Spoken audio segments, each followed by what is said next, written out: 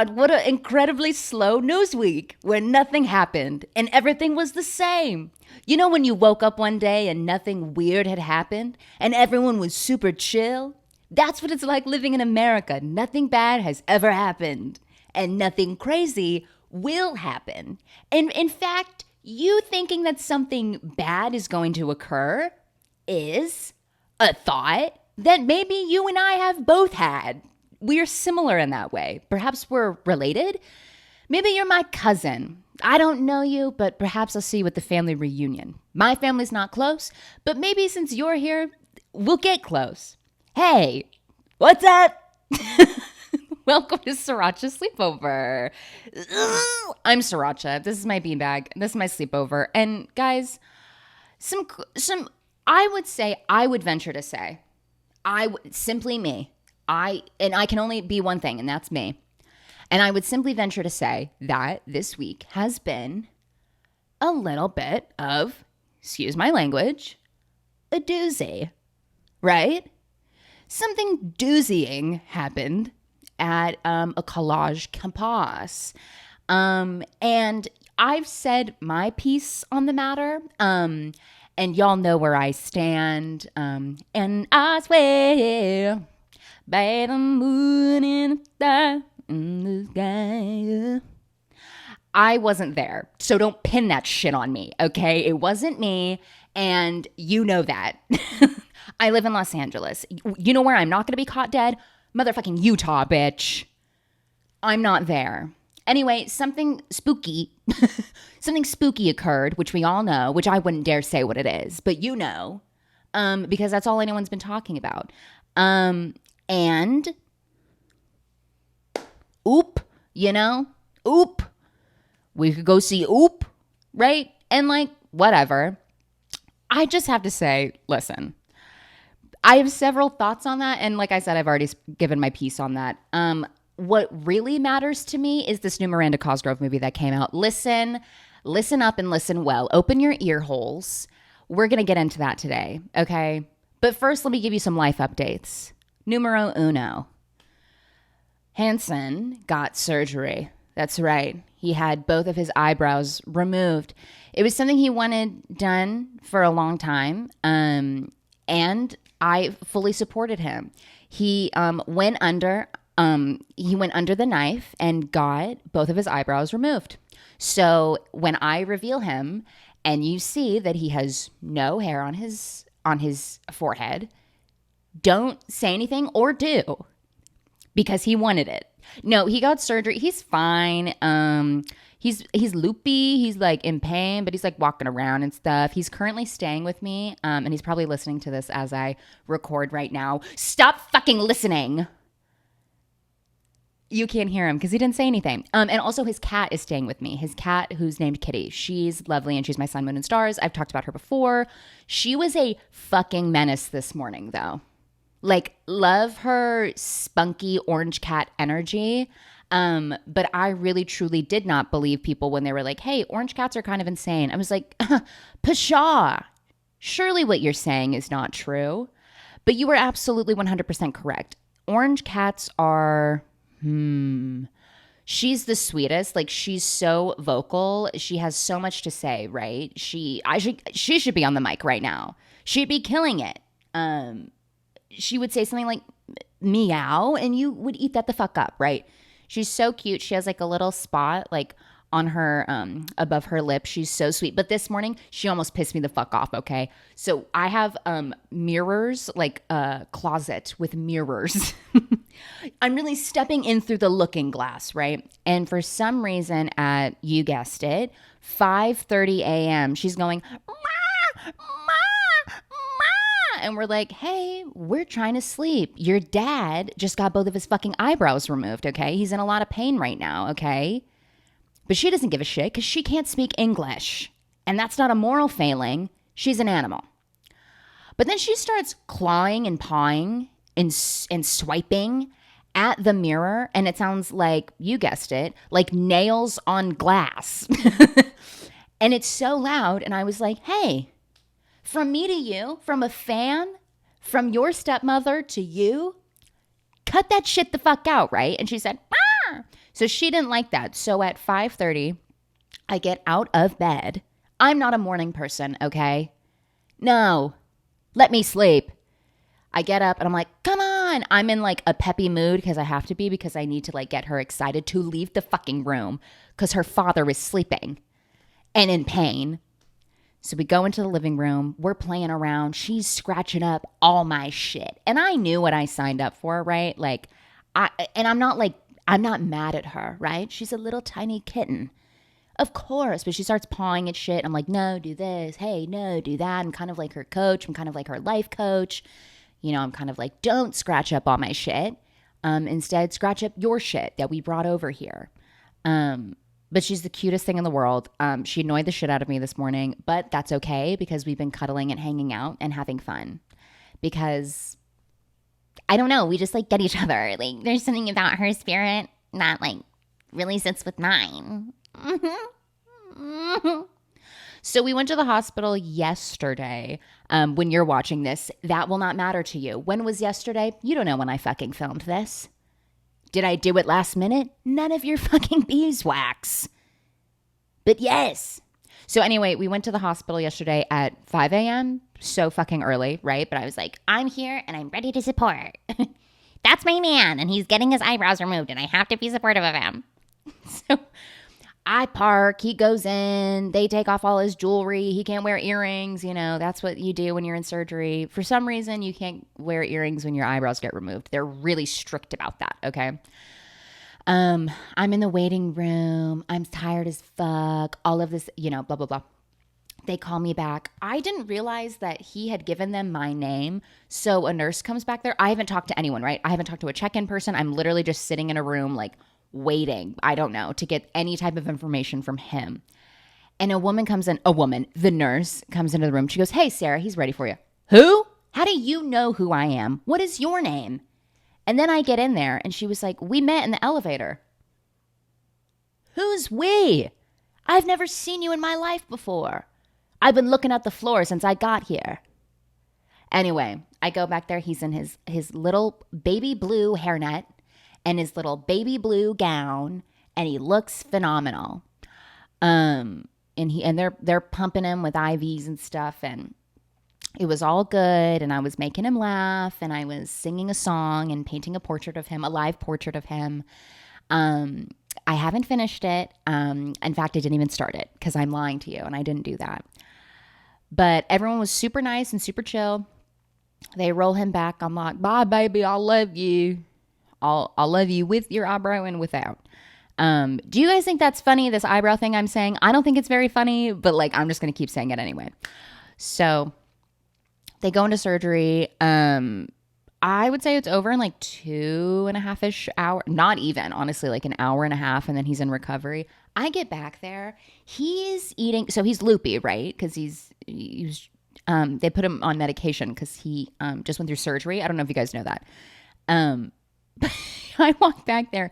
He is putting applesauce into his mouth with a spoon at a glacial fucking pace. And I'm not making fun of him for that, right? But when I talked to him about it later, he goes, I thought I was moving at lightning speed. I wish I could tell you how slow the spoon was moving to his mouth. It was insane. We got the money. And he was very cute. And you know those videos where like boyfriends, their girlfriend comes into the room and they're on anesthesia and they're like, that's the love of my life. Right? He was very similar. The nurse comes back there and she's like, oh, would you like any coffee, Sarah? I was like, yeah, I love some coffee. And then he looks at her, he grabs my shoulder.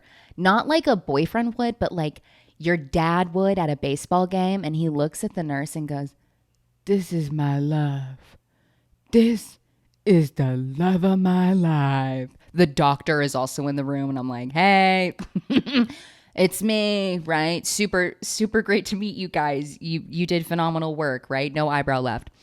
But it was really cute. And they're like, here's all this stuff, blah, blah, blah, blah, blah.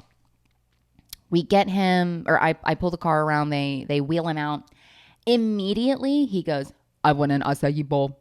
I want an acai bowl. I was like, oh, okay, sure. The first thing he wanted, we get an acai bowl. It was very yummy. We get coffee. I had a breakfast bowl that could not have had less fucking flavor in it. That could not have been more bland, right?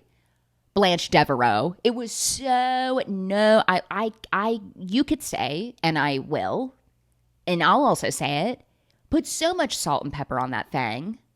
I was bouncing on that thing, crazy style. But it didn't want me to because it was so fucking bland. It was like a fried egg and broccolini, which I love, potatoes, like all of the good shit. And I was like, yummy, yummy in my tummy. Can't wait for this to get in there. Tasted like shit. Anyway, so we go home. Bleep, blah, bloop. And we were like, okay, we know we're going to be chilling for the next couple of days. Like, we need shit to do. As you know, he's obsessed with games, blah, blah, blah, blah. But then we see that Miranda Cosgrove, the one and only, has a new movie out on Netflix. And I said, I would like to see it. And he goes, great. So I am going to get into this movie. I watched it last night. Do I remember a lot of it? Not even, but I'd love to tell you about it, right? So this movie is called, and I'm looking for it now, and I wish I could tell you what it is. And it is called something that I'm going to look up right now. Miranda Cosgrove film Netflix. It's called The Wrong Paris, my favorite film. This is called The Wrong Paris. So we have Miranda Cosgrove. She's a small town honey, a small town baddie, a small town artiste. It opens on her in a welding costume. She's welding. She's wearing a little welding jacket and a little thing. She has, dare I say, the most gorgeous hair I've ever seen in my fucking life. And sparks are flying, right? She's an artist. She's in a barn. So she lives with her grandma and two sisters. And I love at the beginning of movies like this, we have to get a lot of exposition, right? You know, when you go into the kitchen and you talk to your grandma who you see every fucking day that you live with, and you go, good morning, grandma. I'm so excited that you're my grandma. I can't believe both of my parents are dead and they died in a car crash. That's how this movie starts. She's welding, right? She's going, live life, breathe air, welding, goes into the kitchen. Her grandma, she's like, hello, my beautiful granddaughter. And she's like, hello, my beautiful grandmother. Hello, sis. Also, hate in movies when they call each other bro and sis. Tell me any one of you who calls your fucking brother bro, not in like a bruh way, you know? Not in like a bruh moment kind of way. In like a, hey, bro. Hey, sis. Hey, you know, and you high-five each other. No one does that, but writers love to do that in movies. So she walks in there. She says, hey, bro, to her grandma. Grandma's like, hey, sis. And she also, so they live in like in a small town on a farm. And get this, guess what her job is? Guess what Miranda Cosgrove's job is? She works at a diner. Of fucking course she does. Because in all of these movies, everyone's grandma is bro and sis, and they live in a small town, and they work at a diner, and they know everyone, right? And that's it. So Miranda Cosgrove's character is an artist from a small town, and she just got into art school in Paris. Academy d'Art. She got into the Academy d'Art, right? But she doesn't have the money. Ooh. She's poor. She's poor and she doesn't have the money for Academy d'Art. Also, keep in mind, this girl's art is fucking shit. And who am I? Art is subjective, right? Or, you know. But she welds metal, and like one of the first things we see that she makes is like a metal pig. And I'm like, that got you into the Academy d'Art? Okay. So they're like, oh my God, congrats, you made it in. Your request for student aid has been denied. Fuck you. Hello? What's going on in Paris? And it's going to cost her $30,000 a semester. Well, get this, diva. She's been saving up her coin. That's right. Her piggy bank is full, but only for the first fucking semester or year. Who knows? So she can't be there for long, which is so bum. Ugh, come on, let my girl go to Academy d'Art for free. Full ride. You saw that pig sculpture. It looked like shit. Come on. So her sister is on her laptop and watching a show called The Honey Pot, which is essentially the Bachelor of this universe, right? And the show is Bachelor style, right? A guy dating 3,000 women, which is what The Bachelor is about. The show goes for so long because there's 3,000 women you got to get through. And at the end of the show, when they get proposed to, you can either pick the money, which is like $250,000, or pick the honey, which is the person that is proposing. And of course, on these shows, they always pick the honey. They don't want the money. But Miranda Cosgrove is like, this show is so fucking stupid. I can't believe you like this stupid fucking bullshit. I'm busy making pig art. But her sister's like, I know what you can do. Oh, so she has no money, right? And she also had to spend some of the money because her grandma was like sick and dying. Why is everyone's fucking grandma sick and dying in these fucking movies? And then the grandma's like, you spent your hard-earned piggy bank cash on me. So anyway, that's why she can't go, right? She can't go to Paris. So honeypot, blanc. Her sister is like, you should audition for the honeypot. And Miranda Cosgrove is like, that's so stupid. I can't believe you'd fucking say some dumb shit like that to me, right? She's like, there's money. And then Miranda's kind of like, okay, now we're talking. Now you've piqued my interest, right? Anyway, the show, The Honeypot, this season is taking place in Paris. Paris, oui, Arc de Triomphe. Oh, the Arc de Triomphe, right? My favorite piece of architecture. The Arc. So Miranda's like, okay, you know what we're going to do? You're going to help me. We're going to hack the system. What I'm going to do, when I audition for the show, if I get on, I get a $20,000 appearance fee. Then I'm going to get kicked off the show because the guy's not going to want to date me, right? Right? So then I have that extra cash that can help me with my Arc de Triomphe Academy d'Art dream, right? And I can make pig art in France in the Louvre. So they get her all like, ready for this audition. She's being the producer of the show is that one lady from Insecure. So fucking good, right? She's like, why do you want to be on the show? And Miranda's like, I'm such a big fan. Actually, I'm not. I'm a small town girl with big city dreams. I'd love to go to Paris. And maybe if I did find the love of my life, I think I'd be okay with that.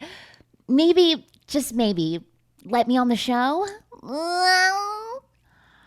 And then there's another story producer who's there who's like, I don't like her. I want people with Instagram followers. I love in these movies when they try to push like Instagram and like influencers are like hot shots and like full of themselves. Because guess who plays an influencer and a hotshot that's full of themselves? Madison Pettis from Corey in the House from The Game Plan. She's in this, right? I'm sure she's done other stuff, but that's what I remember her from. Anyway, Miranda Cosgrove gets on the show and she's like, oh my fucking God, this is great. This will cover my plane ticket to Paris, right? I'm going to go. The show is in Paris. I will already be flued out. I'll be flued out to Paris. I'm already going to be there. And then I'll have the money. And then I can go to Arc de Triomphe. So everybody gets on the plane. All of the girls who were selected, right? Also, that one girl who's like friends with Lele Pons is in this movie. Another lady. And everyone has a stereotype, right? Like not Lele Pons. So Lele Pons' character, Lele Pons' friend's character is like, has baby fever, and her thing is like she wants to have babies. And oh my God, shut the fuck up. I completely forgot something. So before they get on the plane, Miranda Cosgrove and her sister go out to a bar, right? She's wearing boots with spurs that she made from, you guessed it, the metal that she used from her pig art, okay?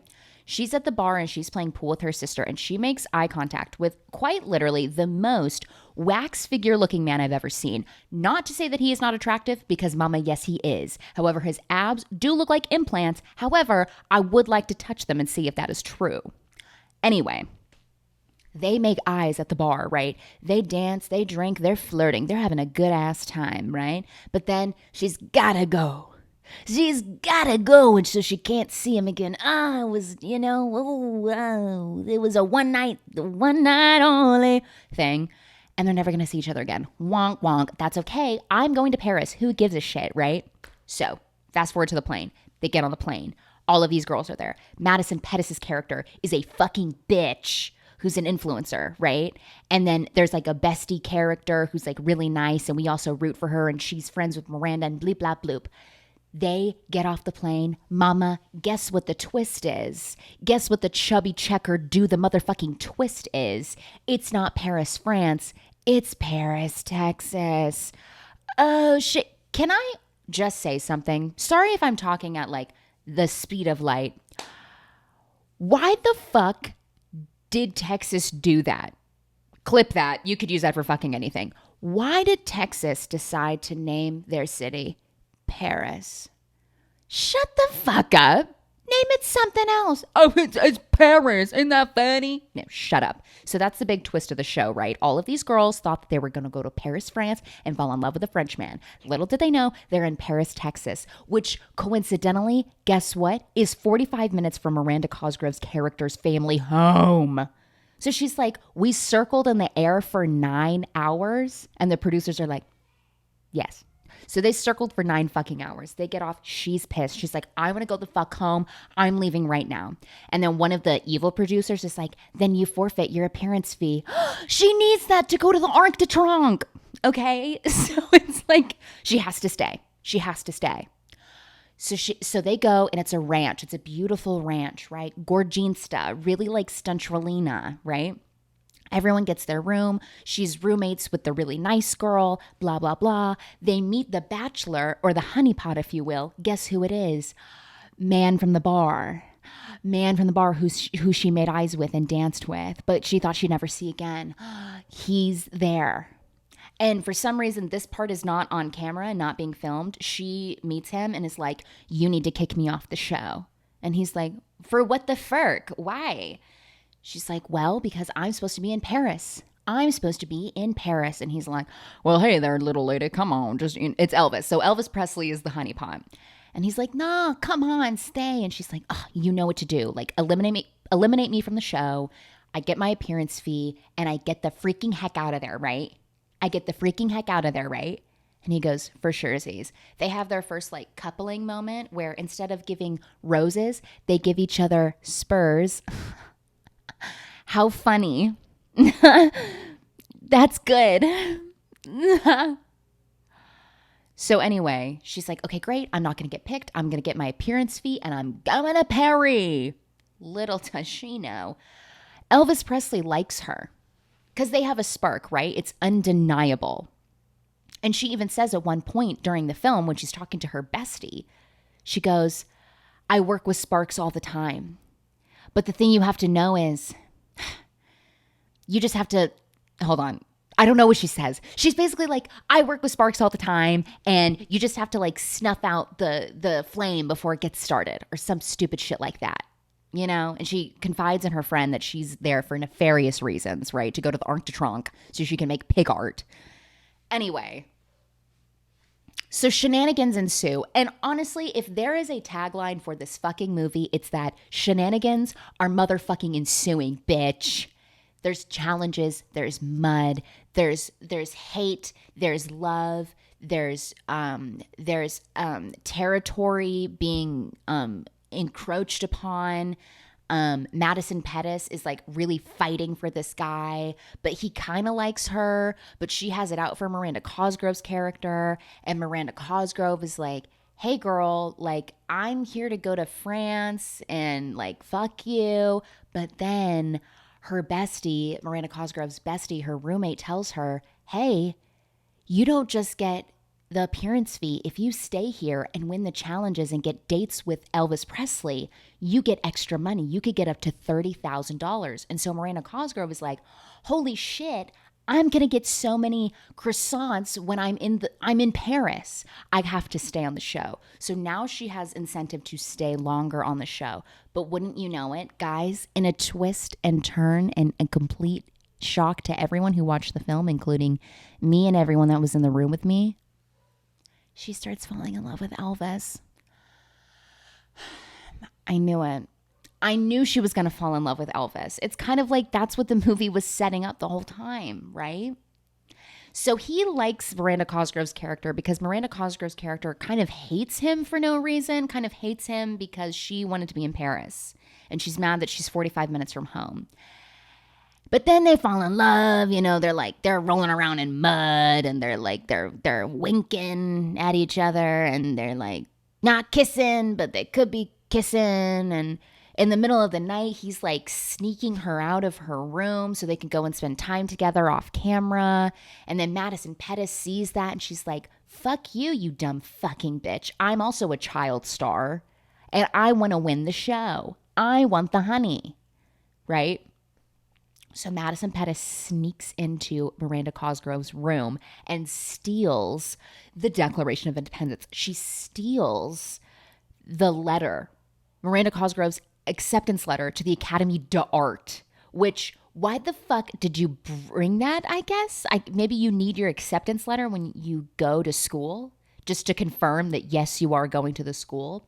And while that's happening, Miranda Cosgrove and Elvis are at a lake and they're having sex, right? Because they're falling in love, right? And then, since they're 45 minutes from her house, they drive to her barn and meet the grandma. And she's like, hello, grandma. And the grandma's like, hey, bro, right?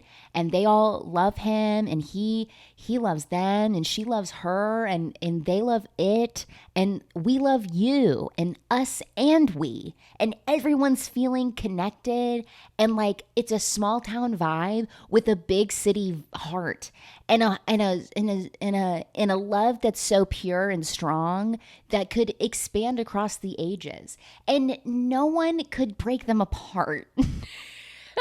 So anyway, they go back to the show because everyone's like, where the fuck are you? And they're like, ooh, sorry, we were fucking on a lake. On a lake. They're also magicians. They're Chris Angel.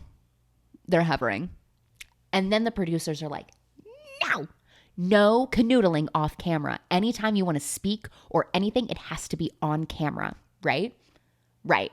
But then, get this, diva, Madison Pettis gets Elvis Presley and is like, I got to tell you something, hot stuff. Hey, hot stuff, get over here. And he's like, okay.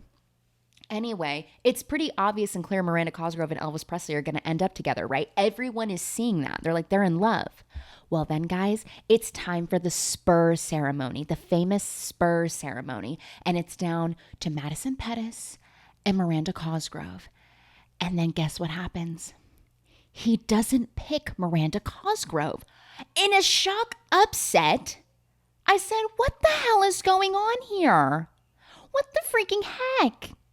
And so Elvis Presley is like, you screwed me over. This was all a lie. You didn't care about me. She's like, I don't know what you're talking about. Come on. And he runs off set and she goes to follow him. But the producers are like, you can't talk to him. Remember what we said earlier, you fucking idiot? Listen, you small town girl with a big city heart. No.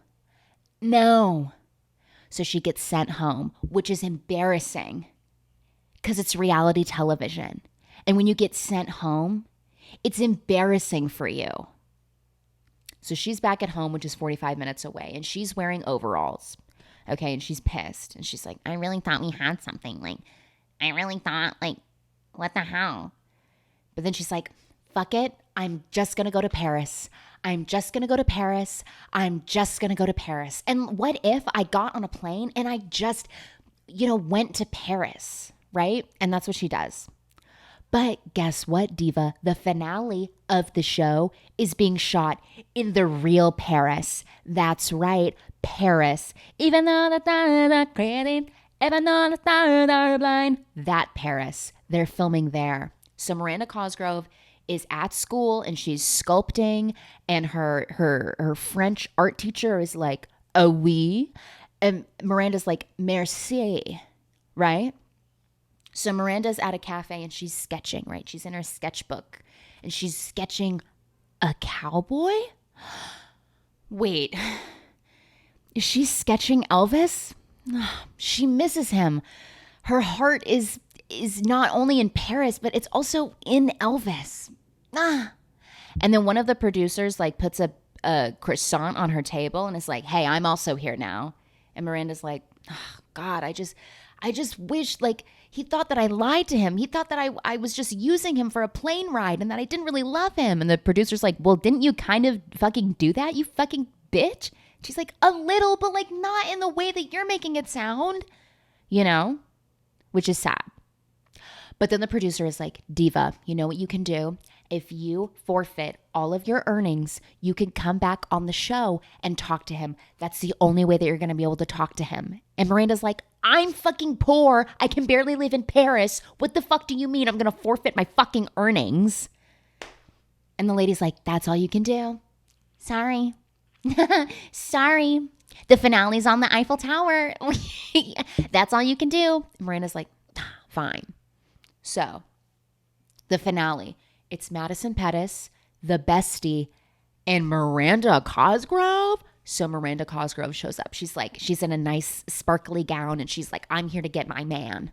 I'm here to get my man. She runs to him and she goes, Elvis. I don't remember what his name was.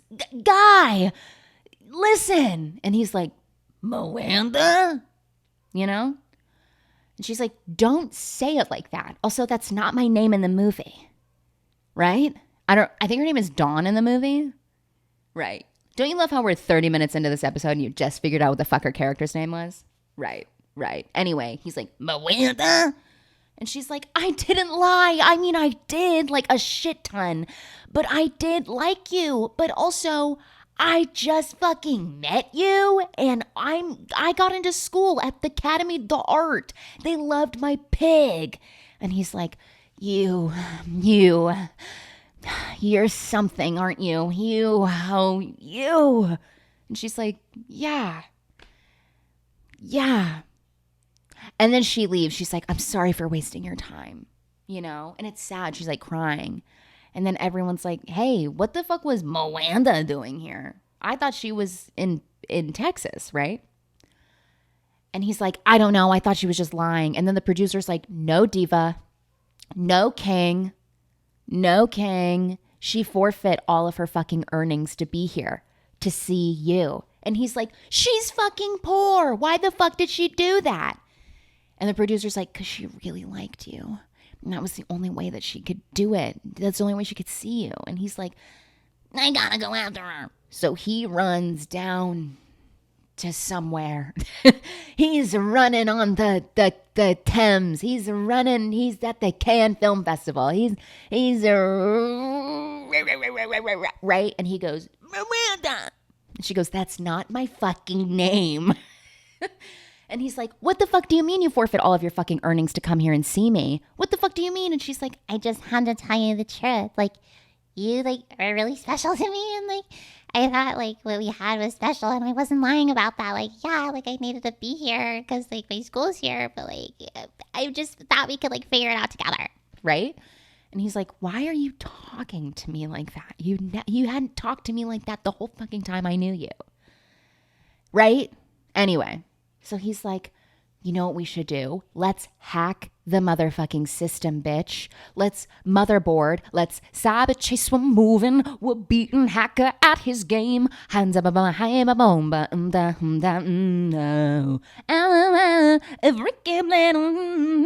we got the power of 1, 2, 3, 4. Right? They're hacking the system. And by the system, I mean the TV show.